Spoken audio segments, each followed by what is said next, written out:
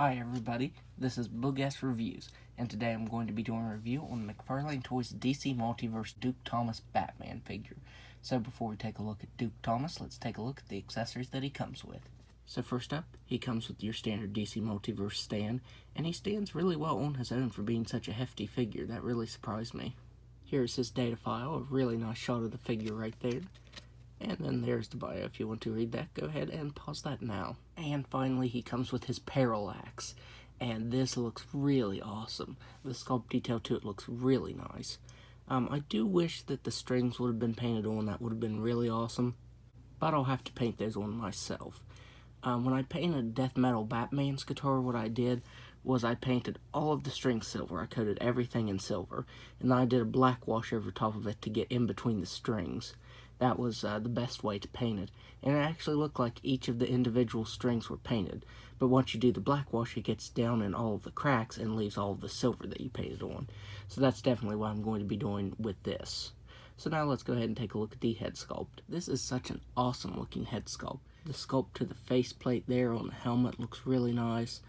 I really like the long ears on the helmet. It reminds me of, I want to say, was it Kelly Jones art that did Batman? That's what it reminds me of. One weird thing, though, is there's a piece on the plastic. It's like a little hair from where they were cutting the mold. It's wrapped all the way around this ear. I know it's just from where they were cutting the mold, but I've never got that on a figure before, so that's a little weird. He has some really awesome texturing to his suit, and he has some really good sculpted cracks and dents to his armor. That looks really nice. I like the blue outline on the Bat logo. That came out really clean, and that looks really good. He even has a little bit of paint detail on his armor. You can see like a black wash over top of the armor. That way it gets down in all of those cracks and dents. And that looks really nice. He even has some paint detail on his pouches, some white paint over top of them. He has some orange paint over these sections of his belt, and the bat right here is painted yellow over top of an orange collar.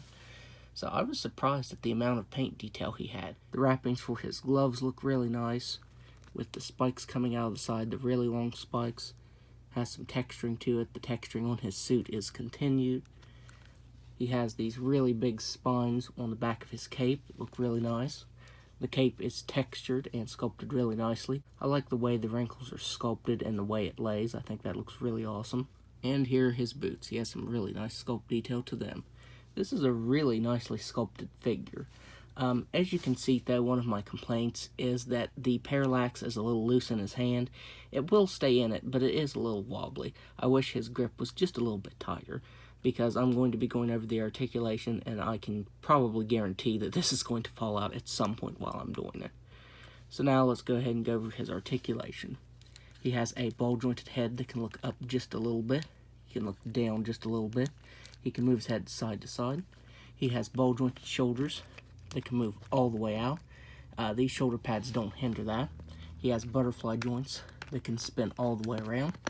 He has swiveled bicep, double-jointed elbows that can bend in all the way, wrists that can move up and down and spin all the way around. There's actually a ball joint in here, but it's pretty hindered. It can move back just a little bit, barely forward, and barely side to side. I did pop him in half when I was trying to move him around, and the ball joint looks fine. I'm not sure what's hindering it. It might be this soft shell because, there it dropped out. You can see there's the soft shell that covers up that joint there, and I don't know if that's what's hindering the articulation or not, but yeah, this articulation right here is super hindered. He has hips that can do a complete split. He can kick forward that far. He can kick back that far. He has a really nice thigh swivel. He has double jointed knees, ankles that can move down all the way, up all the way, spin all the way around, and toe articulation that can move up all the way. So now, let's do some size comparisons. So first up, here he is next to Death Metal Batman on his Death Metal motorcycle. Here he is next to Death Metal Wonder Woman and Death Metal Superman. And finally, here he is next to the Dark Father Builder-Figure and the Batman Who Laughs with Sky Tyrant Wings. So overall, I would highly recommend picking this figure up because he is really awesome. My only real complaint is that ball joint there in the torso. It is really hindered, and I'm not sure why.